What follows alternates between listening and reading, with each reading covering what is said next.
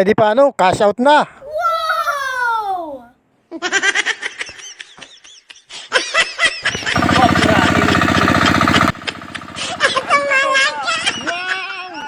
Sobra no?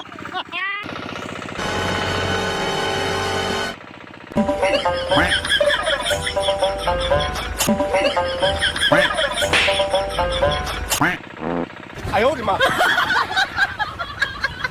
Bago nga pala tayo mag-umpisa ay pa-subscribe naman at i-click ang notification bell para updated ka sa mga katulad nitong video. Yo mga guys, medyo mabigat ang aking dala. Bakal, solid na bakal. Plataporma. Paakyat tayo ng bundok ngayon na tayo ay magkakabud sa sayaran. Gintong sayaran naman tayo ngayon. Di katulad ng dati. Lumulusong tayo sa balon, sa planta, sa bulmilan. Ngayon naman, magsasayar naman tayo. Hello, what's up? Ito nga pala yung gagawin nating plataforma ng water pump. At tayo po ay magsiset up tayo ng water pump gamit ang makina at saka yung pump sa gagamitin natin sa pagkakabud. Kaya ito, bubuhatin ko na po. What's up mga idol? Naranasan nyo na ba ang pagkakabud sa sayaran? Kung hindi pa, tara. Ito ang topic natin for today. Ito nga palang tubig na to ang dahilan kung bakit gumawa tayo ng water pump na na-convert natin sa makina ng bangka. At nandyan na rin nga pala yung dala kong plataforma kanina. Na-convert na natin yung makina at yung pump na magdadala ng ating pagsasaksyon dun sa tubig na nakita natin kanina sa balon. At ayan nga po, inumpisahan na natin ang paglilimas at yan nga po ang ating umpisahan ngayong araw. At habang naglilimas tayo, ay isi-set up na natin ang ating mga gamit. Mangangailangan tayo ng kahon na isasabit natin na panghuli ng gintong maliliit o pino o butil-butil. Kung anumang klaseng ginto yan ay huli yan dyan sa ginagawa kong sapin. At mangangailangan din tayo ng trapal upang isapin natin sa ating kukuning mga lupa sa ilalim ng lupa na yan. Ayan na pala yung ginawa kong kahon at ito naman yung trapal. Bali yan ang maghuhuli ng ginto at nung aking kasama ay nagtakwit na at pinakita pa ang kanyang tapok ng cobra. At syempre hindi rin ako pauhuli. Nagamitan ko rin ang steam ng aking magic. Aking pawawala ang aking hawak. Kaya manood kayo mga guys kung paano ko gagawin.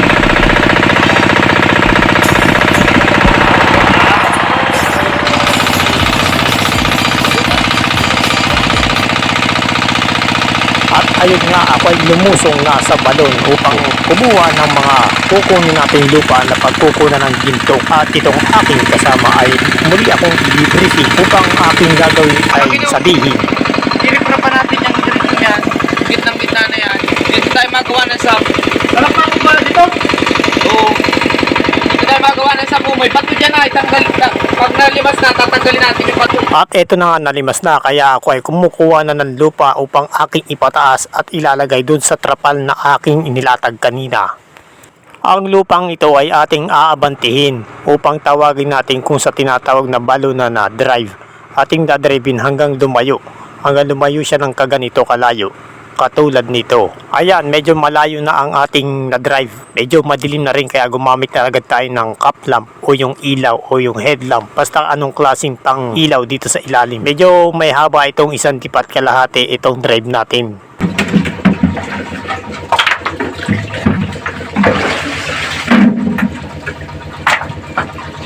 Malakas pa yung cellphone. Malakas pa yung ilaw ng cellphone na raw. Sa kanan pa ako ay ulit mo na yan.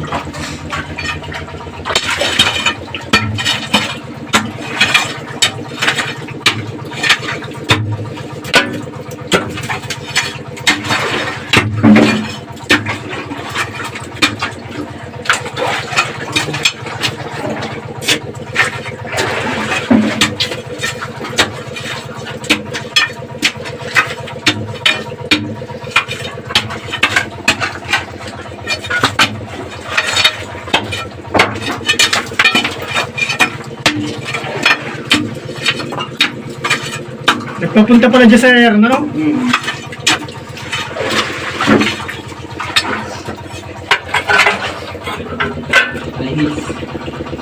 Palihis ano? Joe. Ito ang sayaran. Itong kuwain. Ano?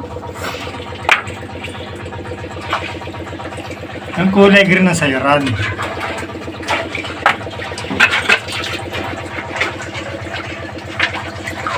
At ayun nga po, tayo ay magpapataas na ng mga lupa. Hindi na nga natin naipakita ng paglalagay sa tinatawag ng makbag na yan. Yan yung hinihila na lumulutang sa lubid. Yan ang tinatawag na makbag. At ito namang umiikot, yan yung tinatawag namin ditong karate. Yan yung maghihila ng makbag galing sa ilalim. At yan nga, tinataktak na ng ating kasama ang ating kinuwang lupa sa ilalim. Yun ang kukunin natin para tayo magkaroon ng ginto dito sa ating proseso ng paggiginto sa sayaran. Ang purpose nga po nitong paghuhukay natin ay ito po ay ating gagawing fish pond upang magkaroon tayo dito ng palaisdaan dito sa bundok. Dahil malayo sa dagat ay kailangan po na rin namin kumain ng isda. O yung may-ari ng lupa ay gagawin itong fish pond. Kaya po amin na itong kinakabud. Dahil marami na dong pichay sa taas na tanim at yun ay papartner natin sa isda. At ito na ngayon. At ito na nga, tapos na tayong kumuha ng lupa sa ilalim ng lupa pa rin. At ito na nga, sasaksyon na uli ang ating water pump upang sa ngayon naman ay atin namang kakabudin na ang ating kinuwang lupa sa ilalim ng lupa pa rin. Ayan, uubusin po natin yung mga lupa na yan. Paagusin po natin yan dyan sa kahon na ginawa natin kanina. Bali, ang trapal po yan ay magsisilbing latag upang ang mga ginto ay hindi mangalat o mataktak. At yan nga po ay ating iisa-isahin yung mga bato, ating iahagis. Ayan na nga po, inahagis na ng ating kasama na talaga namang masipag at matyaga. Bali, pari-pariho lang ng proseso. Ako ang tagalinis ng bato dun sa itaas na tinututukan ko ng tubig. At ito namang aking kasama ay ihahagis niya yung mga batong aking nalinisan na. At yung isa ko namang kasama ay tanggal ng lupa dun sa may puwitan ng kahon para hindi magkuntad o mapuno ang aming kahon para dire-diretso ang agos ng buhangin. At ayan na nga, naubos na yung mga batong nilinisan natin. Bali, buhangin na lang po ang natira at naandyan na rin po yung ginto. Kapag po buhangin na yung ating mga lupa kanina, napakasasela na po nito. Kailangan na po nating dahan-dahanin ng paagos dyan sa tubig na yan sa kahon para hindi sumama yung mga ginto upang may mahuli tayo na ginto. At yan nga po, medyo maunti na talaga siya. At pag maunti na po yan mga guys, ay atin na yang ilalagay dyan sa timbang kulay green para pabirikin naman. At yung pabirik naman ay naroon sa gilid. Yung kulay itim na yan, yan ang ating pabirik. Yan ang ating gagamitin upang pabirikin yung ating nasa trapal para makuha na natin yung gintong ating hinahangad. At ayan, medyo tinitingnan natin yung kahon para makita natin kung may ginto yung ating ginawa. Kita yan dyan sa ating kahon para malaman natin kung talagang may ginto. At yan nga po, unti-unti na natin iaangat yung trapal upang sa ganun ay ilagay na natin yung laman ng trapal dyan sa balding kulay green para pabirikin natin. At bago yan nga pala, shoutout nga pala kay John Sandright. Maraming salamat sa iyong patuloy na suporta at kay Kuya Midel, vlogger, ang vlogger ng Malagit. Naway suportahan natin ang mga katulad nating mga maliliit lang na vlogger. Dahil malay natin, hindi natin inaasahan na sila rin pala yung tutulong sa atin balang araw. At shoutout din sa mga barkada ko, kay Ben Lianyo, Gary Lianyo, Maki Hakub, Romel Lacub, kay paring Christian Artita, kay paring Jason Tanyedo at kay paring Francisco Manalo. Kamusta? Shout out sa inyo. At kay Romer Abainsa at sa mga ilan na supporters. Shout out sa inyo at salamat na rin sa walang pagsawang pagtangkilik sa aking napakapapangit na video. At salamat din nga pala kay Ate Doray Calano sa Malagit at sa kanyang anak na si paring Darwin Calano. Isama na rin natin si paring Delwayne Calano. At yung nakakalimutan ko, pa-shoutout na lang po kayo at medyo hindi ko po matandaan yung iba. Salamat po sa inyong suporta. At sa aking nina kay Ninang Maylin de la Torre Bernal, yan po ang maraming salamat po sa inyo sa walang sawang pagtangkilik ng aking mga video. At ayan nga po, sinalin na natin ang ating laman ng timba dyan sa pabirik at atin na yan pabibirikin upang malaman natin kung gaano kalaki o magkano ang ating kikitain ngayong araw. At ayan, tapos na natin pabirikin yung laman ng timba, atin naman pabibirikin yung nasa kahon. Yung nasa kahon na yan ay meron pa rin ginto. Ating pabibirikin yan upang ipagsamahin natin mamaya yung ating pinabirik sa timba at itong pinabirik natin sa kahon. At ayan na nga, naisali na natin ang ating laman ng pabirik sa pabirik at atin ang pinapabirik at malapit na rin matapos dahil niladali-dali na natin para matapos na ang ating pagkakabod. At medyo pinipinahan pa ng ating magpapabirik. Kung talagang medyo may mga butil dyan sa pabirik at pag may nakita ay ayos yan. At ayan na nga, madali na matapos ang ating pinapabirik. Medyo dinadandahan na kasi malapit nang matapos. Medyo baka matapon yung ginto at titingnan natin kung may ginto. Eto mga guys, tingnan natin kung may ginto itong ating pinabirik.